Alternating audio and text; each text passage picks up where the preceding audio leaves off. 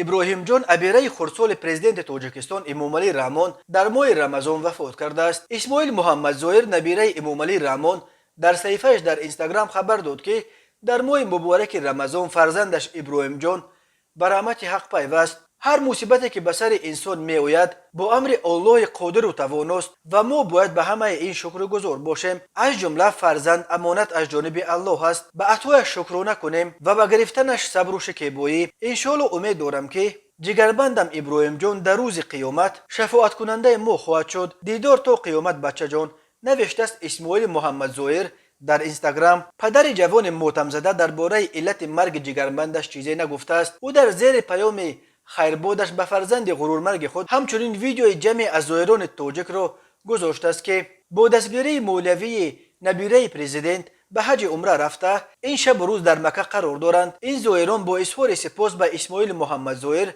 برای دست خیر و سخاوتمندیش در چنین سن جوان به او برای این مصیبت سختی که در این ماه مبارک به سرش آمد، یعنی مرگ جگربندش، اظهار تسلیت کردند. روحانی تاجیک قاری علی که از نام این گروه ظاهران از سن مسجد حرم صحبت میکرد از جمله گفت: اسماعیل جان، الحمدلله که ما در حرم قرار داریم. 21 نفری که تو با زیارت خانه خدا روانه کردیم، این الحمدلله در نزد خانه خدا هستند.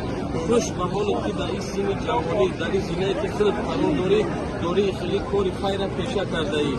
میرا بدون که در روی مد سخی نور خداست، زان که در جنت قریب مصطفی است. در صفا خوش فرموده، در صفا تا بیابی از پی شدت رها.